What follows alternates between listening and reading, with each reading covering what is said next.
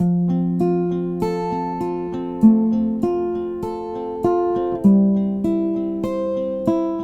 am an optimist naturally, but the beauty of pessimism I found out is that they are constantly surprised positively.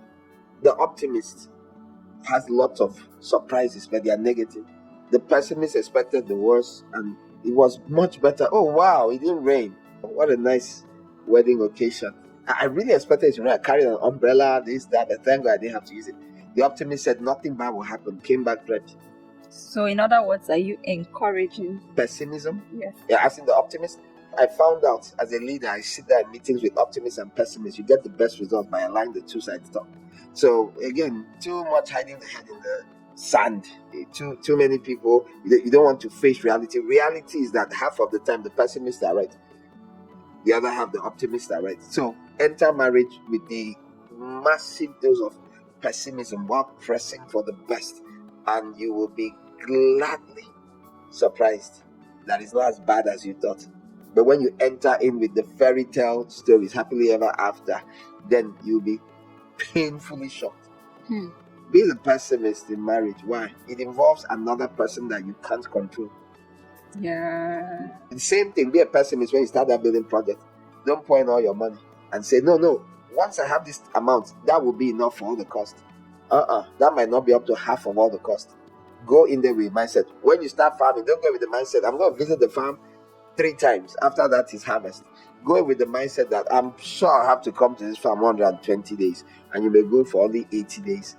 And you have a good harvest. Do you understand? Go into the school, the mindset that, hey, if it's a child you're sending, son, daughter, it's going to be tough. School is horrible. When I was in school, God help you, I'm sure yours won't be as bad as mine, but mine, this happened and that happened and this happened. And you'll be grateful for having nothing compared to the torment and torture that you told him about. My whole point is, it is better to prepare people for a tough life.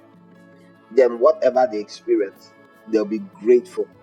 I, growing up as a Christian, read my Bible. I've read stories, lots of stories about Christians who paid the ultimate price with their lives or went through all sorts of ordeals. And I think about it and I act like God might put me through this.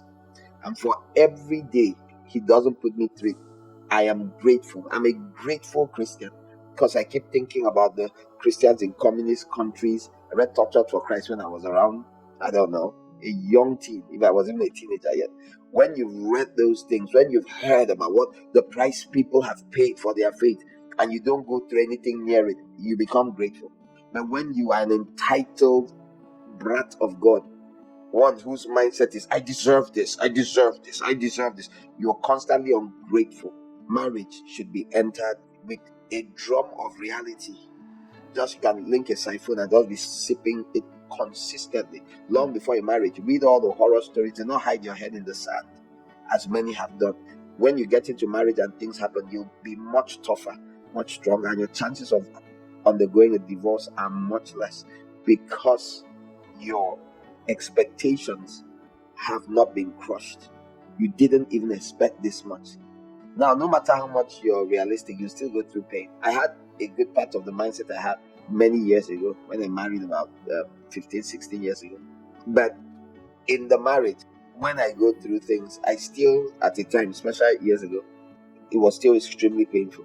However, divorce has never been an option because in my mind, no matter what I go through, you're hearing stories that are a million times worse than whatever you experience. A child expects he's going to be the smartest child in class. Throughout, when he falls behind, even by one level or two, he takes the second position or third position, and he suddenly feels he doesn't have worth. Now, you challenging him to be the first is not wrong, but giving the impression that anything less than the best is unacceptable is false. That's what many people do in marriage. So they set themselves up for failure. Again, the high failure rate is due to that. If you enter marriage with the mindset that your spouse will shock you and cause you pain and do all sorts of strange things and won't do it once or twice, or will do it once or twice, apologize profusely and do it a million more times, and you're meant to keep living with them, if you understand that not all things, I'm not giving a blanket statement that every single thing your spouse does, you should live with it. I'm not saying you should stay till your spouse stabs you. You keep waking up and they're holding a knife running after you.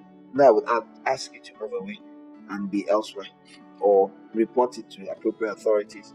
But that's completely different from saying that you didn't expect any of this. I don't like the way you act. You don't seem affectionate. If he doesn't seem affectionate, or she doesn't, because many times we act as though it's only the men. Very many women are far again more shocking than we would care to know. That she doesn't seem affectionate. Okay, did you marry a wife or you wanted a bundle of affection?